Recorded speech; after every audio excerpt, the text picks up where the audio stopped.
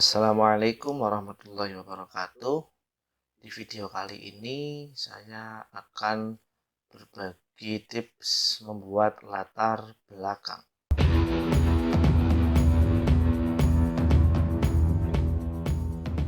Latar belakang masalah atau LBM itu cukup ditulis dalam 6 paragraf sehingga mahasiswa skripsi tidak perlu bertele-tele atau muter-muter saat menulis latar belakang masalah.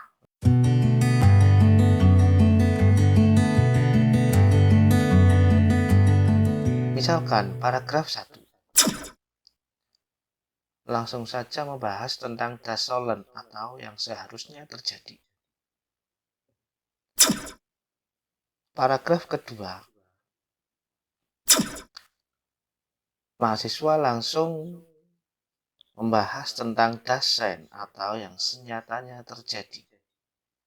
Dari keduanya akan memunculkan sebuah masalah. Karena apabila yang seharusnya terjadi dan yang senyatanya terjadi itu tidak sesuai, maka muncullah sebuah masalah. Paragraf ketiga, solusi permasalahan yang ditawarkan.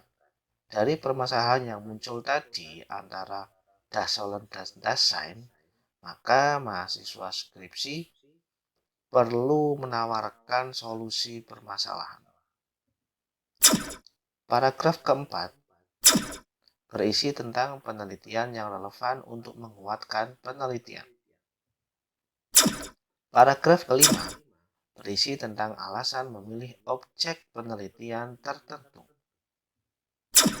Paragraf ke-6 berisi tentang pentingnya penelitian dan judul yang akan diambil.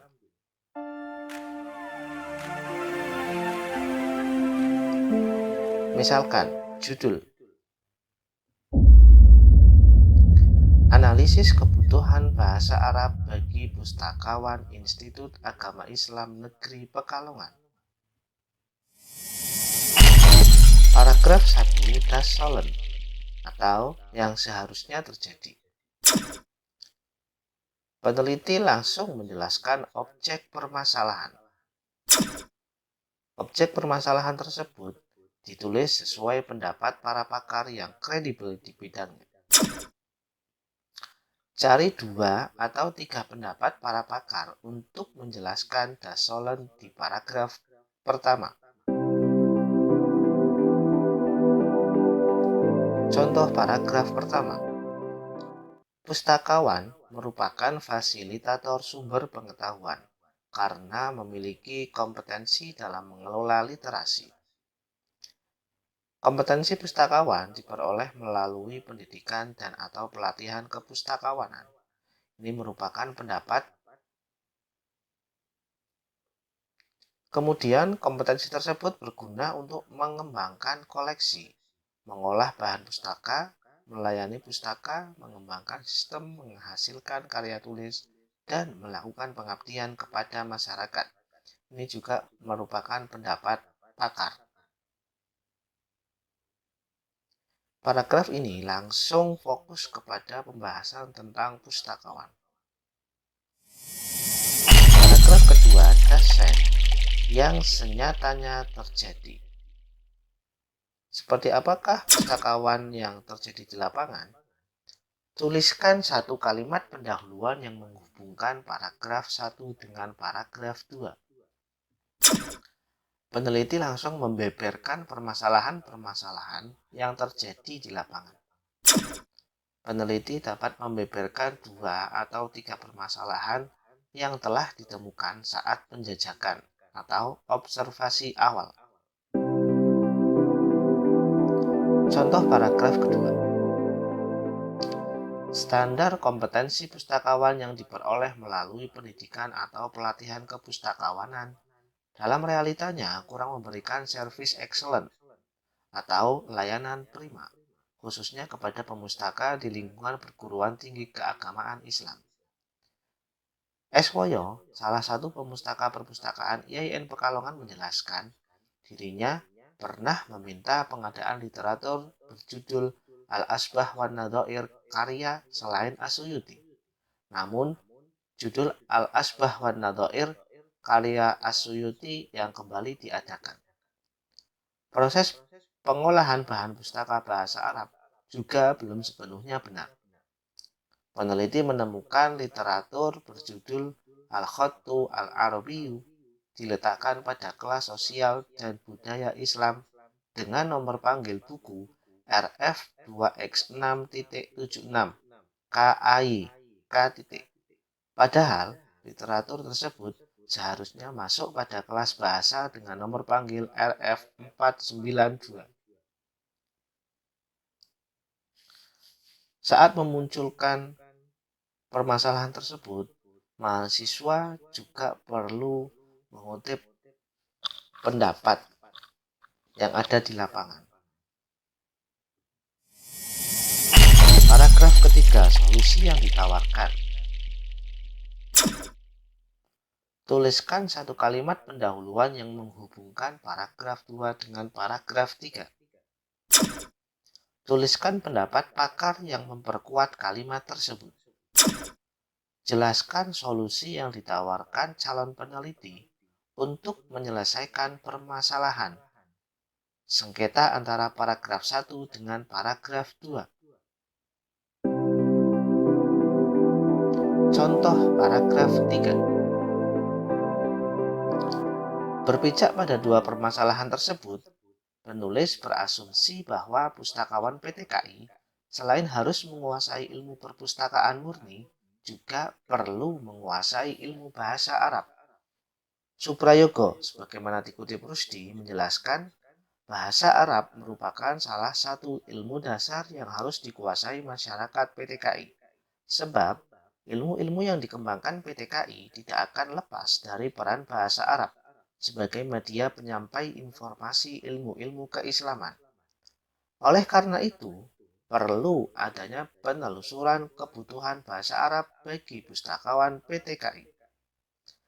Penelusuran tersebut dilakukan guna memberikan gambaran kebutuhan bahasa Arab secara efektif, serta memberikan peluang efisiensi waktu di tengah rutinitas kerja pustakawan. Paragraf keempat. Penelitian yang relevan untuk menguatkan penelitian yang akan dilakukan. Tuliskan satu kalimat pendahuluan yang menghubungkan paragraf 3 dengan paragraf 4. Jelaskan secara singkat 3 penelitian relevan guna mendukung penelitian yang akan dilakukan. Saat menjelaskan penelitian relevan tersebut, calon peneliti tidak perlu menjelaskan persamaan dan perbedaan, karena keduanya akan dijelaskan pada subbab penelitian yang relevan. Contoh paragraf keempat. Peran bahasa Arab dalam mengembangkan ilmu keislaman di lingkungan PTKI perlu disadari dan dikuasai pustakawan selaku manajer informasi. Hal ini juga dibuktikan oleh penelitian-penelitian sebelumnya yang membahas hubungan bahasa Arab dengan pustakawan. Masruri dalam penelitiannya yang berjudul Pengembangan Kompetensi dan Pendidikan Berkelanjutan Pustakawan PTAIN, studi kasus di Perpustakaan UIN Sunan Kalijaga Yogyakarta, memasukkan kompetensi bahasa Arab pada bidang pengelolaan informasi yang harus dimiliki pustakawan. Sejalan dengan kesimpulan Masruri tersebut, Muhammad dalam penelitiannya yang berjudul Case Study on Collection Development Policy, Procedures and Collection Evaluation of Arabic Language Collection in AAUM Academic Library juga memasukkan kompetensi bahasa Arab meski hanya sebagai syarat kualifikasi pegawai baru.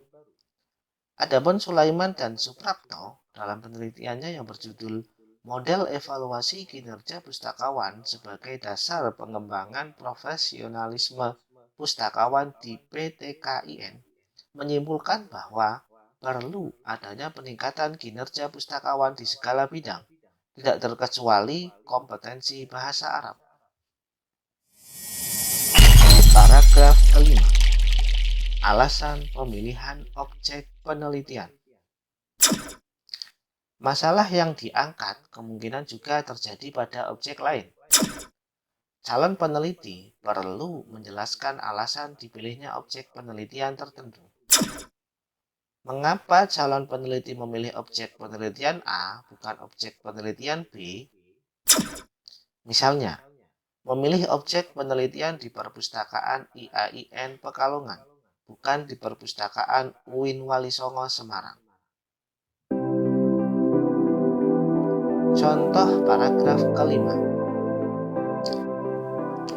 Perpustakaan IAIN Pekalongan dipilih sebagai objek penelitian karena IAIN Pekalongan sedang mengalami proses transformasi dari IAIN Pekalongan menjadi UIN Abdurrahman Wahid.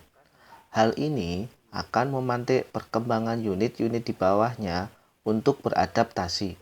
Pustakawan sebagai salah satu sumber daya manusia di lingkungan perguruan tinggi menjadi kekuatan inti dalam menunjang integrasi keilmuan UIN Abdurrahman Wahid. Sebab UIN Abdurrahman Wahid mengharuskan masyarakatnya untuk mengetahui ilmu-ilmu keislaman yang bersumber pada Al-Quran, hadis, pendapat para sahabat, ulama, dan ilmuwan muslim. Paragraf ke-6. Pentingnya penelitian dan judul yang akan diambil. Calon peneliti perlu menjelaskan tentang pentingnya penelitian yang akan dilakukan, sehingga pembaca tertarik dan ingin mengetahuinya lebih dalam. Calon peneliti membingkai penelitian yang akan dilakukan dengan judul tertentu. Contoh paragraf 6. Penelitian ini penting karena memadukan dua keilmuan, ilmu perpustakaan dan ilmu bahasa Arab, guna membantu pustakawan dalam menyempurnakan kinerjanya di lingkungan PT KI. Pustakawan IAIN Pekalongan memiliki beberapa tugas pokok dan fungsi. Sebagian di antaranya berhubungan langsung dengan bahasa Arab. Oleh karena itu, peneliti tertarik untuk menelitinya dengan judul Analisis Kebutuhan Bahasa Arab bagi Pustakawan Institut Agama Islam Negeri Pekalongan.